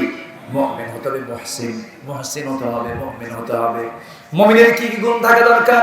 আল্লাহ রাব্বুল আলামিন সূরা মুমিনুনের প্রথম দিকে 7টা গুণের কথা বলেছেন। নামাজ ঠিক রাখা, জিহ্বা ঠিক রাখা, ওয়াদা ঠিক রাখা, আমানত ঠিক রাখা, নামাজকে কন্টিনিউ করা, যত্নের সঙ্গে আদায় করা, ওয়াদা নষ্ট না করা, যৌবনের হেফাজত করা, লজ্জাস্থানের হেফাজত করা। এই কয়েকটা গুণ অর্জন করলে পরে আল্লাহ রাব্বুল আলামিন থেকে জান্নাতুল ফেরদাউস দিয়ে দিবেন। জোরে বলুন সুবহানাল্লাহ। আল্লাহ কবুল করুন। জোরে বলি আমিন। আরো জোরে আমিন। 12টা বাজলে একটু নড়াচড়া হয়, বসেন, একটু বসেন। একসঙ্গে দোয়া করে যাবেন না আপনারা? আচ্ছা বসেন। ওঠেন কেন? এই যে ভাই বসেন। মাহফিল কমিটি আমার তারেক ভাই কোথায় আছেন? জি আমার তারেক ভাই, উনি আমাকে বহু আগে বলেছেন। আমি বললাম যে ভাইজান, যেহেতু যুব সমাজে আয়োজনটা করেছে, আগের মেহমান কিছু বলেন নাই, তা আপনাদের কাছে যদি মাহফিল কমিটির পক্ষ থেকে কিছু চাদর যায়, ব্যাগ যায়, রাগ করবেন? রাগ করবেন? একটু ব্যাগ যাবে, চাদর যাবে, যে যা পারে, 5, 10, 50, 500, 1000, যে যা পারে আমরা দিল থেকে আমরা সবাই দেব। কেউ যাব না ভাই। এখন যদি যান আমি ভাববো যে আপনি মাহফিলের পুরোপুরি কাজটা আপনি সম্পূর্ণ করতে পারলেন না। দোয়া হচ্ছে একটা কাজের শেষ, মানে ফিনিশিং একটা বিষয়। আমরা দোয়াটা করে এখান থেকে বিদায় নেব। কই ব্যাগ কই? চাদর কই? নেমে পড়েন, যে যা পারে আমরা সবাই জিকিরের তালে তালে দেব। জিকির করে সুবহানাল্লাহ আলহামদুলিল্লাহ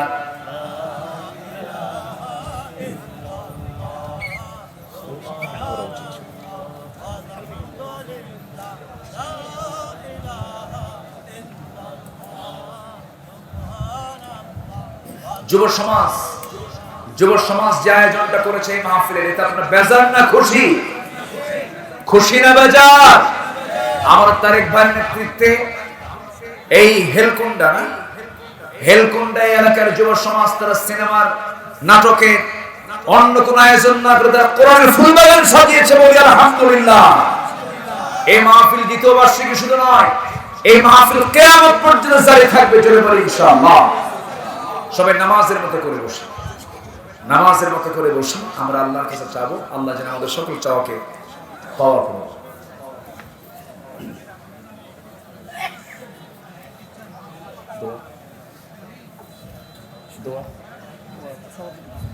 জি আপনি কিছু বলো।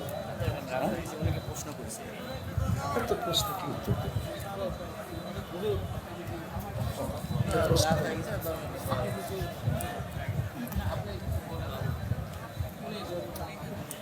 বলবেন?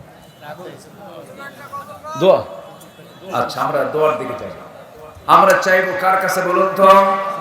চিৎকার মানে বলি আল্লাহ আমার জীবনে সাগীরা কাবীরা, ছোট বড় সব গুনাহ তুমি আল্লাহ মাফ করে দাও। জোরে বলুন ইয়া রাব্বাল আলামিন। নামাজের মতো করে বসি, ব্যাগে যে যা পারে আমরা দেব। আমার মা বোন যারা আসছেন তারাও দিন থেকে দিবেন। আগে দিবেন, আগে নিয়ত করবেন, দিবেন পরে। আমি এই নিয়তে দিচ্ছি, আপনার নিয়তটা কবুল করে নেবেন কে? আপনার দান দেওয়ার সঙ্গে সঙ্গে আপনার নিয়ত কবুল হয়ে যাবে। আল্লাহ তাআলা সবাইকে সুন্দরভাবে আল্লাহর পথে খরচ করার তৌফিক দান করুন। এই আশীর্বাদ কামনা করছি।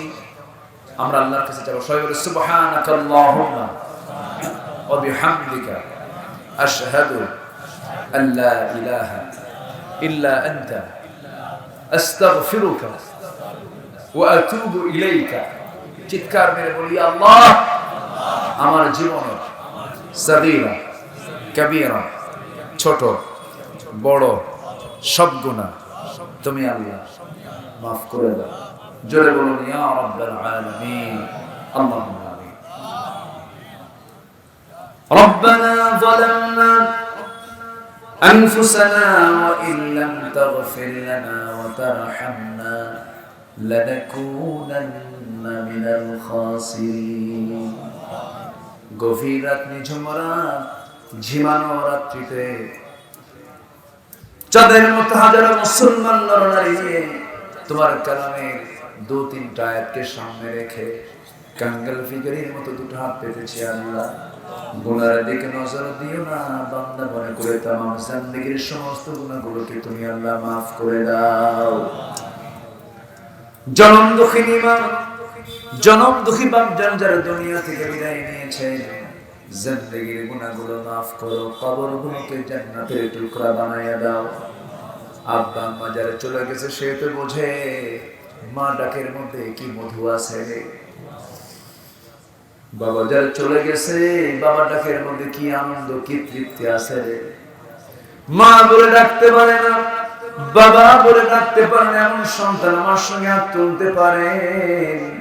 সে আব্বা আম্মা যারা চলে গেল রে, জিন্দেগীর গুনাহগুলো মাফ করে দাও, কবরগুলোকে জান্নাতের টুকরা বানাইয়া দাও।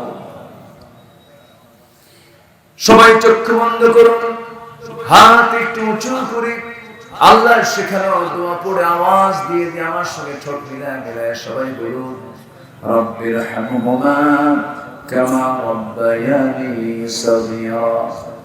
রব্বির হামহুমা কামা রব্বায়ানি সগীরা। রব্বির হামহুমা কামা রব্বায়ানি সগীরা। ও আল্লাহ, এমন ভাই আমার সঙ্গে আর তুলতে পারে নিজের হাতে নিজের মাকে দাফন করেছে, নিজের বাবাকে নিজের পিঠে বহন করে কবরে শোয়া দিয়েছেন। সে আব্বা আম্মা যারা চলে গেল রে, জিন্দেগীর গুনাহগুলো মাফ করো, কবরগুলোকে জান্নাতের বাগিচা বানাইয়া দাও। বিশেষ করে মাহফিলটার আয়োজন করলেন যারা, কষ্ট করে আসলেন যারা, বিনিময়ে কিয়ামতের কঠিন ময়দানে যদি কেউ কাউকে চিনবে না, মা সন্তানকে পর্যন্ত স্বীকার করে বসবে। যেদিন মানুষ কাঁদতে কাঁদতে চোখের পানিগুলো ফুরে যাবে, চোখ থেকে রক্ত বের হওয়া শুরু হয়ে যাবে, সেই কঠিন মুসিবতের দিন এই মাহফিল সবার জন্য নাজাতের মাধ্যম বানায় দিও আল্লাহ। আমার ডানে বামে সামনে পিছনে যত ভাই আড়ালে যত মা বোনা তুলেছেন, যার যা প্রার্থনা তুমি দয়া করে মঞ্জুর করে নাও। এই দোয়াটা আমার জীবনের শেষ দোয়া হতে পারে। ও আল্লাহ, তোমার কাছে ফরিয়াদ করি, তোমার পছন্দের বান্দা না হওয়া পর্যন্ত মরণ দিও না। আল্লাহ তাআলা এমন সময় হাত তুলেছে 56টি মুসলিম রাষ্ট্র হওয়ার পরেও বাইতুল মুকাদ্দাস আজকে ইহুদিদের দখলে চলে গেছে। আল্লাহ, বাইতুল মুকাদ্দাস তুমি আল্লাহ মুসলমানদের হাতে ফেরত দিয়ে দাও। 180 কোটি মুসলমানের এই দুনিয়ায় আবু বকরের মতো মনের মতো একজন নেতা তুমি আল্লাহ পাঠাইয়া দাও। আল্লাহ তাআলা আমার তারেক ভাইকে কবুল করো, যুব সমাজদেরকে কবুল করে নাও। এই হেলকুন্ডার প্রত্যেকটা ঘরকে তুমি আল্লাহ ইসলামের দুর্গ বানাইয়া দাও। যারা জুলুমকে উৎখাত করতে গিয়ে যারা শাহাদত বরণ করলো না দুনিয়া থেকে, যারা জীবনটা দিয়ে চলে গেল, আল্লাহ তুমি তাদের এই পরিণামকে তুমি আল্লাহ মেহেরবানি করে ডান হাতে তাদেরকে পুরস্কারটা দিয়ে দাও। আল্লাহ তাআলা যারা পঙ্গুত্ব বরণ করেছে তাদেরকে সবরে জামিন ধরার তৌফিক তুমি আল্লাহ দিয়ে দাও। তাদের অভিভাবকের দায়িত্ব আল্লাহ তুমি গ্রহণ করো। আল্লাহ, তুমি তাদেরকে হেফাজত করো। আল্লাহ তাআলা এই পৃথিবীতে আসার তো সিরিয়াল ছিল, যাওয়ার তো কোনো সিরিয়াল নাই। কোন দিন মরবো জানি না, তবে যেদিন মরবো রে চতুর্দিকে এলান হয়ে যাবে, আমাকে টেনে হেঁচড়ে ঘর থেকে বের করে দেবে, কবরে শোয়া দেবে, বাঁশ চাপা দেবে, মাটি চাপা দেবে, ওই যে বিদায় দিয়ে দেবে রে। আর কোনোদিন কেউ খোঁজ নিতে যাবে না রে, কেউ আমাকে ডাকবে না, কেউ আমাকে চা খেতে বলবে না, কেউ আমাকে বসতে বলবে না। ওই কবরের বাসিন্দা একদিন হতেই হবে, যখন আল্লাহ মওতের সময় যখন চলে আসবে, জবানে জারি করে দিও লা ইলাহা ইল্লাল্লাহু মুহাম্মাদুর রাসূলুল্লাহ। আসসালামু আলাইকুম ওয়া রাহমাতুল্লাহি ওয়া বারাকাতুহু।